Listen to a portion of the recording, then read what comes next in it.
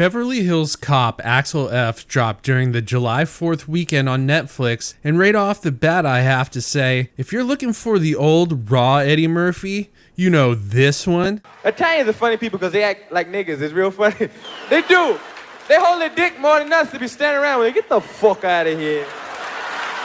He's long gone, never coming back. Once you come to terms that, like Steve Martin, Eddie Murphy has desperately tried to distance himself from the very persona that made him a household name, is where you can start enjoying Axel F. And I have to admit, I was sketchy on the whole thing at first. Netflix reported that the budget was $150 million. For what? A couple of smart cars and Judge Reinhold's asking price? There is no way this movie legitimately cost $150 million. This reeked of another money laundering operation at the expense of what little fans Beverly Hills Cop had left. I mean, it's been 40 years since the first one, and a lot of people now don't realize the cultural phenomenon the first Beverly Hills Cop movie was, but it straight dominated the box office. It went 14 weeks straight at number 1, a record only beat by E.T. and his disgustingly slimy brown sausage fingers that look like he finger banged a bowl of snot 2 years prior, and Titanic, which I don't count as a movie at all until this guy shows up. Beverly Hills Cop 2 was a great sequel with more emphasis on the action than the comedy, but with Tony Scott directing, you know, the better Scott brother, it does just fine. Tony Scott was juicing some primo celluloid with back-to-back hits in Top Gun, and a year later with Beverly Hills Cop 2. And we don't talk about Beverly Hills Cop 3 whatsoever. By the way, I always like it when you take a huge shit on a movie that deserves it, like Beverly Hills Cop 3, and then all of a sudden stands come out of the woodwork to defend it. Listen, if you're one of the Beverly Hills Cop 3 apologists, let me know down below in the comments so I can swiftly ban you from using the internet. You're going to be cut off, pal. It's my house. You know what it is?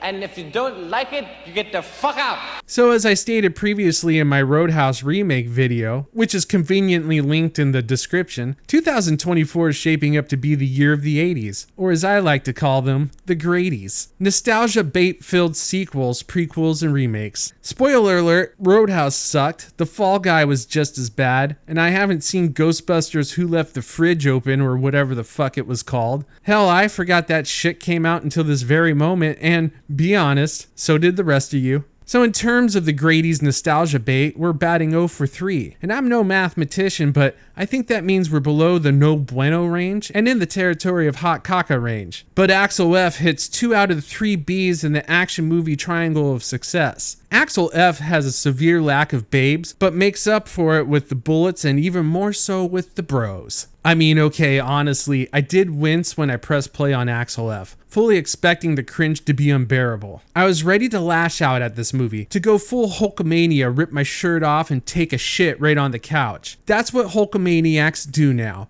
We rage shit on couches because a piece of entertainment didn't satisfy us. Well, put a banana in my tailpipe and fool me, I found myself actually enjoying this new Beverly Hills Cop. Now don't get me wrong, Axel F isn't touching the original, and it's not as slick as Beverly Hills Cop 2, but it's a hell of a lot better than 3 and 1,000% better than that maggot-encrusted shit from a hooker they tried to pass off as a sequel to Coming to America. No, Eddie Murphy actually showed up for this one. After his daughter's life is threatened and Billy Rosewood goes missing, he teams up with a new partner played by Joseph Gordon-Levitt, and Axel Foley's all over Beverly Hills. Look, you know how it goes. At this point of the franchise, if you still think, whoa, wait a minute, I'm going to need this plot explained here a little bit more, you've only seen like 3 movies and none of them were Beverly Hills Cop. You just outed yourself, bozo.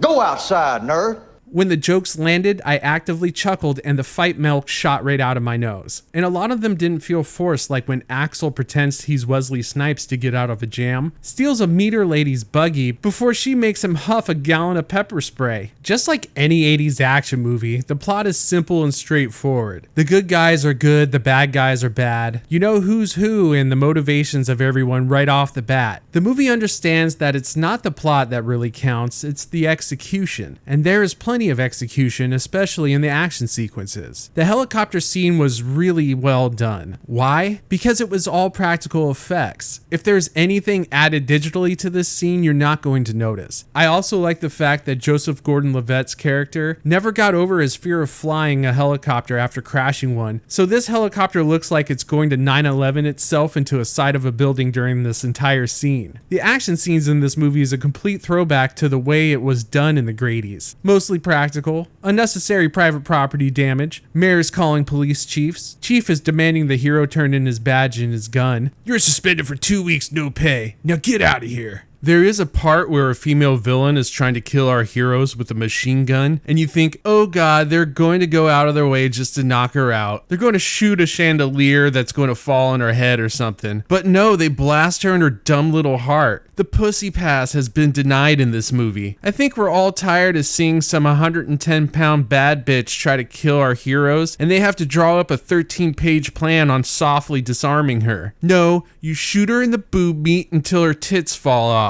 Hey, speaking of meat, John Ashton returns as Taggart and was a sight for sore eyes. He's still grumpy and old and a man. He's got 20 pounds of undigested red meat in his bowels now, and that's the way we like our Taggart. What makes you think I have any interest in that at all?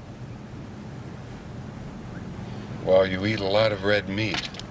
Joseph Gordon-Levitt didn't seem like he was going to belong with the rest of the cast in the previews, but the chemistry between him and Eddie Murphy was there, and they played off each other surprisingly well. Kevin Bacon is the villain. You know he's the villain. Axel knows he's the villain. And it works. If they went with the old plot twist of the guy you thought was good is actually bad, that might have made me punch out my TV. Man! Fuck, man!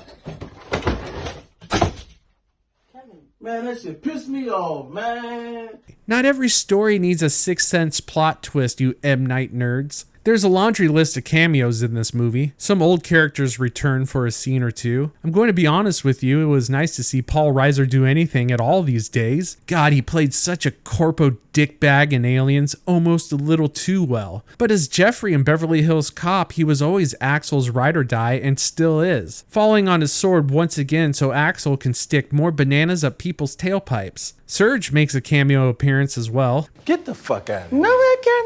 But the biggest cameo of the entire movie is Shooter McGavin. So we have the answer to an almost 30-year-old question. Happy Gilmore is indeed a part of the Beverly Hills Cop universe confirmed. So look for that crossover soon. Talk about a hole-in-one.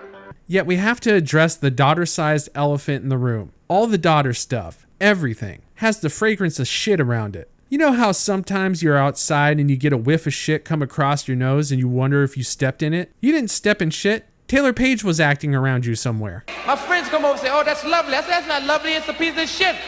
Much like her face, she was so monotone, bland, and boring. She robotically shuffled from scene to scene with acting legends and bleep-blorped out zero emotions the entire time. On top of that, her character hates her father. Of course she does. Hollywood has to make sure every good guy from the Grady's is some kind of deadbeat loser who failed his family. See also Indiana Jones 5, where his son opted to die in Nam rather than be Indiana Jones's son 1 minute longer. I'm sure her wooden acting worked in a movie like White Boy Rick, but girl, you're sitting next to Eddie Murphy and he's not phoning in this one. She stinks. More than 100 Redditors trapped in an escape room. Her acting is straight up ass. I am sure with their $1 money laundering budget, they could have got someone even more qualified to share a scene with Judge Reinhold. And another thing that offends the nostrils of my eyes was the fact that they did our boy Judge Reinhold dirty. How are you going to have him so dominant in the trailer and then tuck him away until the end of the movie? Like Billy Rosewood was some kind of West Hollywood transvestite hooker Eddie Murphy was just giving a ride home to. If you're looking for the old gang to get back into some hijinks after 37 years, it's not here. And yes, there is a massive amount of references to their age. We get it. You're a bunch of old farts on the edge of death. We can see. This is a movie, you know. And you know what else is also not here? The laugh. The signature laugh. It is a requirement to have at least one in a Beverly Hills Cop movie. Do the laugh, Eddie, one more time. We miss it, man. What are you doing? Not the laugh, that's for sure. -1 point for no laugh. Also, the whole opening sequence in Detroit where Axel is helping another detective on a case is cringe. I can't remember his name in the movie, but this other detective just simps on Axel for 10 straight minutes about how much he's admired him, and he's the whole reason for being a cop. Like, dude, what the hell? Did Axel play center field for the Tigers at one point or something? I get he's popular, but this other guy's acting like he's got an Axel Foley shrine in his bedroom. I'm just saying, watch your ass around him, Axel. I know what you're looking at too, because my ass get hot. But seriously, none of this ruins the movie. In terms of legacy sequels chasing nostalgia, Top Gun Maverick still has the top slot. But for a franchise that has been dead since '94, this was necromancy done right. This was a love letter to 80s filmmaking. You can tell director Mark Malloy knew and cared about the source material. This being his feature film debut makes it even more impressive. Plus, the synth music throughout the film just added to the experience on why you enjoyed Axel Foley in the first place. Even though Beverly Hills Cop Axel F played it slightly safe, this movie was awesome when compared to today's shit that Hollywood turns out. And honestly, with the success of Bad Boys 4, this should have been in theaters. If anything, for that great helicopter scene. Is Axel F the best movie ever? No. Is it a 2024 movie with an 80s vibe? Absolutely. It's got everything you need in a Beverly Hills Cop film. It's pure, raw nostalgia you'll enjoy for 2 hours.